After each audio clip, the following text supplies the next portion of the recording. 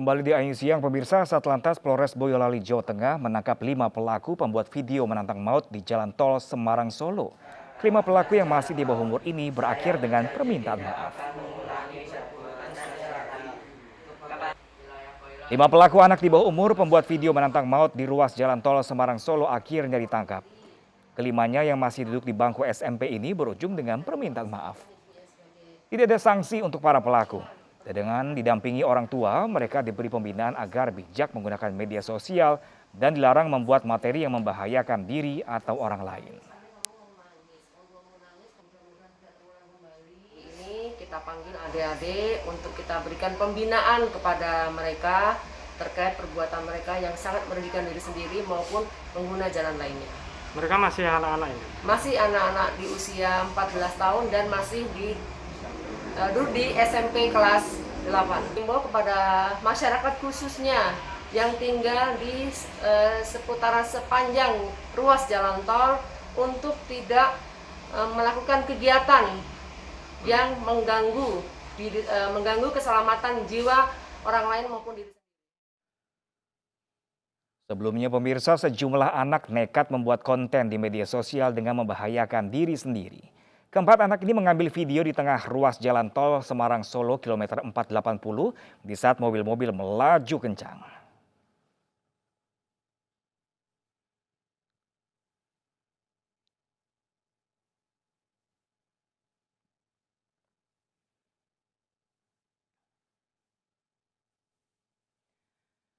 Kita beralih ke informasi lainnya, pemirsa. Memasuki akhir pekan, situasi di Bandara Soekarno-Hatta, Tangerang, Banten terpantau ramai.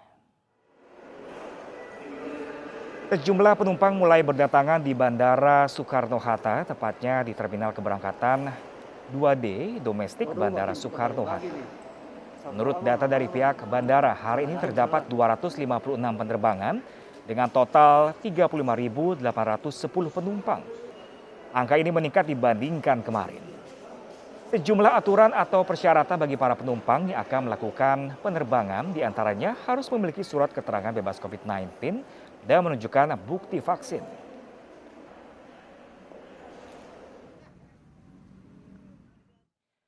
Tidak hanya di Bandara Soekarno-Hatta, pemirsa, antusiasme warga berwisata juga tampak di Stasiun Pasar Senen, Jakarta Pusat. Sejak pagi tadi, puluhan calon penumpang telah memadati stasiun.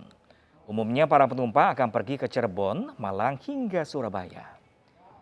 Mayoritas tujuan keberangkatan penumpang adalah untuk berlibur.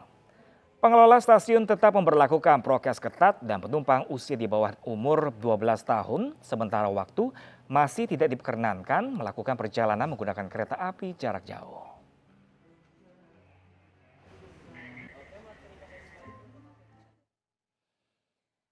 Dari ibu kota kita beralih ke Bali, pemirsa. Kawasan Pantai Sanur mulai ramai wisatawan pasca sistem ganjil genap kendaraan dihentikan. Sejumlah warga mengaku lebih leluasa menikmati liburan namun tetap menjaga protokol kesehatan.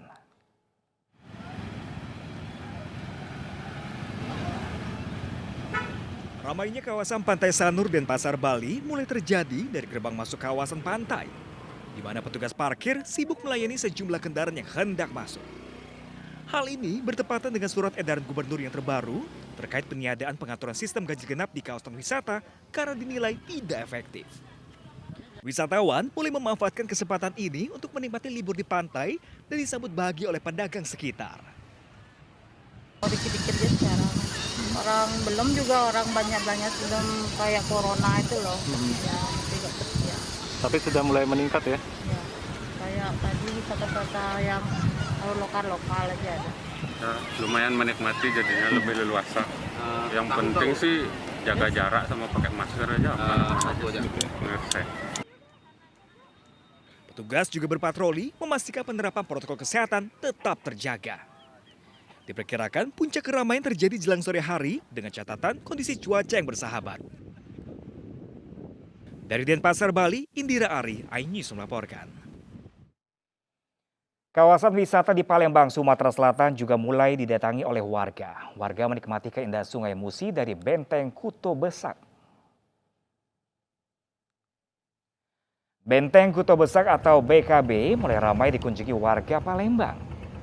Dari benteng ini, warga dapat menikmati keindahan Sungai Musi dan Jembatan Ampera yang bersebelahan dengan tempat ini. Warga pun dapat menaiki perahu getek untuk berkeliling Sungai Musi dari benteng Kuto Besak. Banyak pula warga yang datang untuk menikmati berbagai kuliner khas Palembang di tempat ini.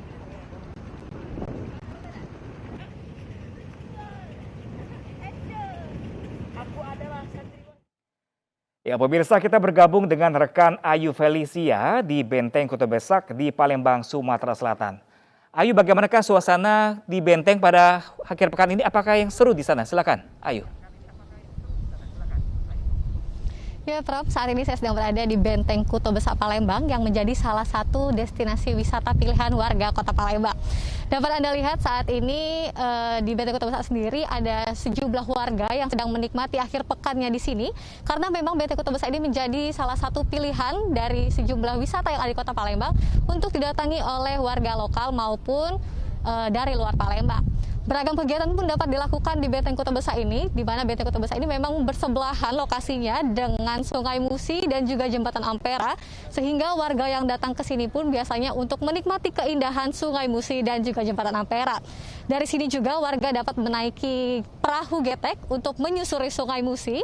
Di sini juga warga dapat menikmati beragam jajanan yang biasanya juga ada di sini pada pagi dan sore hari. Namun memang saat siang seperti ini, tempat ini cukup sepi karena memang warga biasanya ramai datang ke Benteng Kuto Besak sendiri pada pagi ataupun sore hari. Dari sini juga terdapat berbagai ikon Kota Palembang seperti iwak belinda dan juga ikon tulisan Kota Palembang. Bahkan Benteng Kuto Besak ini juga bersebelahan lokasinya dengan museum yang cukup terkenal di Kota Palembang, yaitu Museum Bala Putra Dewa. Biasanya beragam kegiatan yang dilakukan masyarakat di sini selain menikmati indahnya Sungai Musi dan juga Jembatan Ampera dari sini, warga juga biasanya melakukan olahraga seperti yang dilakukan oleh teman saya, rekan saya di sini. Halo Mbak Nisa. Halo Mbak Ayu. Ya, Mbak Nisa hari ini ke sini ngapain sih? Olahraga. Olahraga apa nih Mbak? Kalau saya sih lari sukanya, terus juga suka skating. Kenapa sih Mbak memilih Benteng Kuto Besak Mbak? Karena tempatnya asik ya, lengkap. Di sini ada Benteng Kuto Besak, Ampera yang jadi ikon Palembang, dan juga suasananya enak ya, aman. Kalau sejauh ini Mbak melihat untuk di Benteng Kuto Besak ini sendiri, biasanya protokolnya gimana sih Mbak? Ini kan kemarin sempat ditutup. Sebagai informasi juga pemirsa bahwa Benteng Kuto Besak ini kemarin sempat ditutup lantaran PPKM, dan kini sejak September kemarin saat Kota Palembang sudah berubah menjadi zona kuning, Benteng Kuto Besak ini baru dibuka kembali. Nah, kalau menurut Mbak Anissa sendiri, prokes yang ada di sini gimana Mbak? Sudah cukup memadai ya, dalam artian kitanya secara pribadi memakai masker. Kemudian kalau saya sih kemana-mana pakai face shield ya, lebih aman, double masker.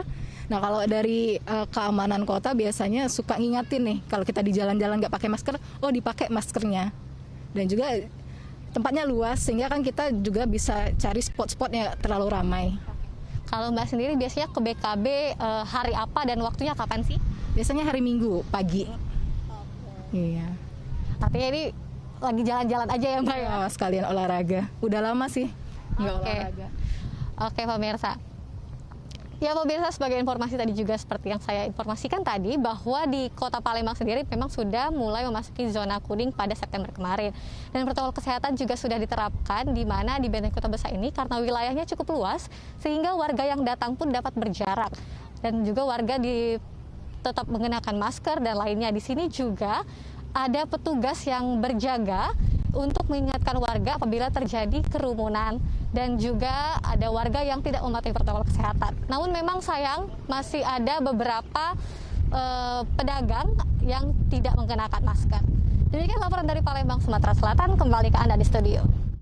Ya baik, terima kasih banyak Ayu Felicia langsung dari Benteng Kuto Besak, Palembang, Sumatera Selatan. Terima kasih dan selamat bertugas kembali. Ya pemirsa, ratusan warga memadati lokasi vaksinasi massal di kota Surabaya, Jawa Timur. Petugas kelurahan pun kewalahan dalam mengatur antrian.